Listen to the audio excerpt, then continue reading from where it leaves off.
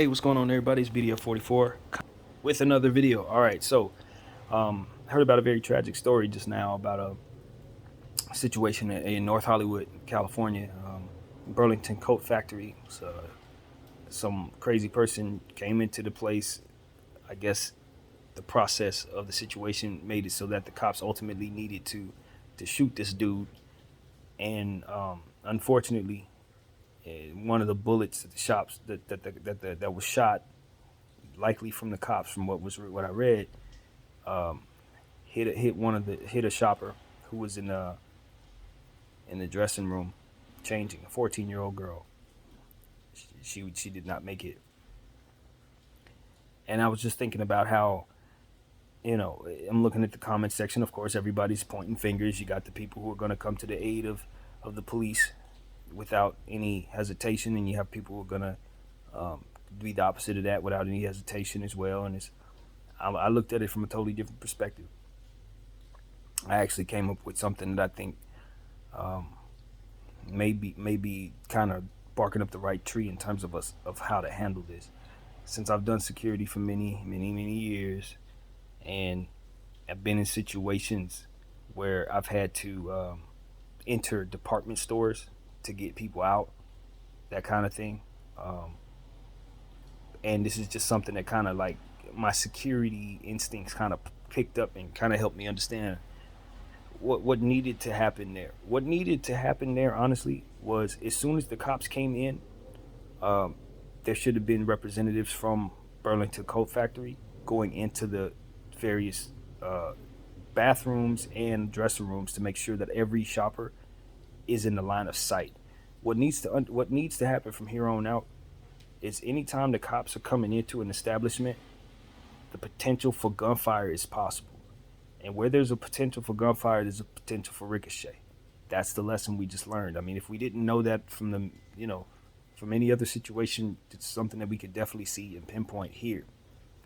Maybe it may not be possible for the cops not to shoot the person in this situation.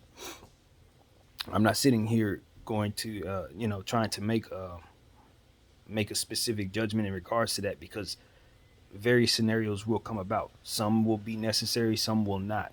We're just going to assume that some do exist, and in these cases, it would not have been avoidable. If that were the case, then something else needs to happen in order to save that 14-year-old girl's life. And in this case, it's proper preparation for the moment at hand. Now, hindsight's 2020. Of course, nobody's thinking of this beforehand, but this is the what fruit can come from such a tragic situation, is that you learn what you need to look out for. It's a new angle for all of us to be prepared for. And the one thing's for certain: if you're in a situation where the cops are coming in, you want to be sure that they know you are there. You want to be sure that you're in the line of sight for them to see you.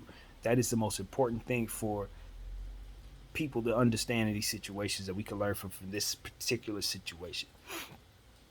Because I'm telling you, obviously, the cops aren't going to shoot in that direction if they know she's there.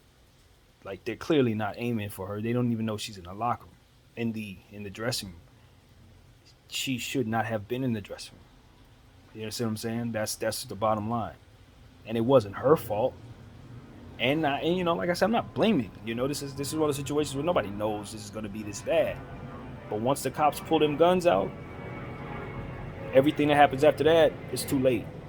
I don't care if it's justifiable or not justifiable, who supports what. It's just simply, you've just run out of time. It's over. She's lost her life already. We gotta get to a point where we look at these situations and say, okay, preventable. This was preventable. How can we prevent it? And that's how. New protocol, baby. If you work in these department stores, the cops are coming in. You check those bathrooms, and you check those dressing rooms. You get those people out of there. I don't know if in some cases it's possible to, um, you know, evacuate. In other situations, it's definitely not possible to evacuate. But what you do need to be is accounted for. You need to be accounted for.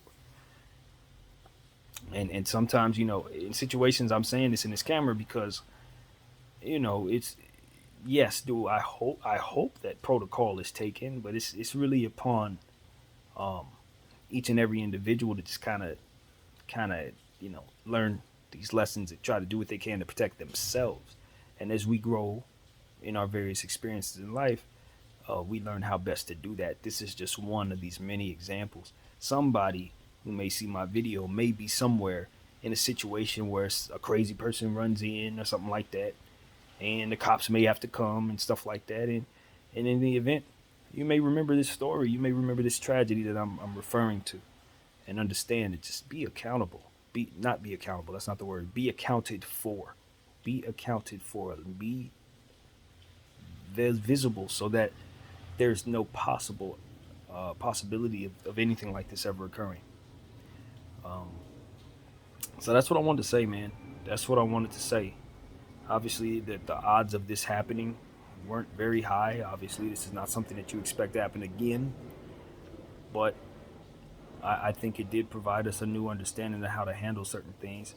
Uh, and this is just one of those sad situations, and range safety is so important for all people who have guns, whether you're a professional or not. And not to say that they weren't taking the proper precautions, because that's not what I'm saying. I'm just saying, like, in general, we have to understand that when bullets fly, they don't just land at the target. And when you miss, it's going somewhere. It's definitely going somewhere, you know? And that's just something we all have to be aware of.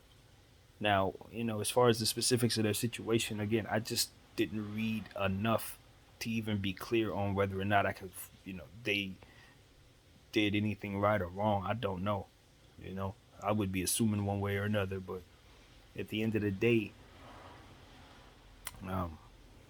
this young lady lost her life in the form of an accident. I don't think anybody meant to harm her in any way.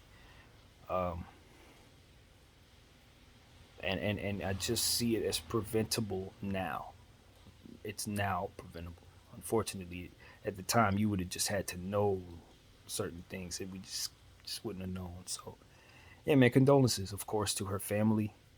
When we're talking about a child, there's nothing minor about the sadness in the situation. It's nothing easy about that. Um, and given the time that this is, it's Christmas time.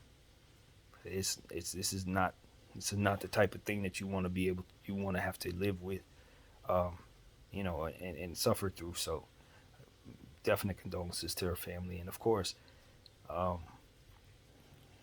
you think about the person who's doing the firing. You never know how this affects the person who was on the other end of it as well.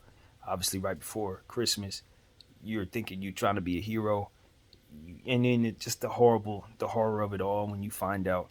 You know what I mean? When you find out, obviously after the situation is done, you don't, you find out, and then you have to live with that too. So yeah, man, I feel for that entire situation, and you know, mental illness is a real thing. I don't know if that person was drugged out, mental ill, who knows? But like in my experiences, the situations I'm referring to, when I had to go in the department store to get people out, it was because people were mentally ill.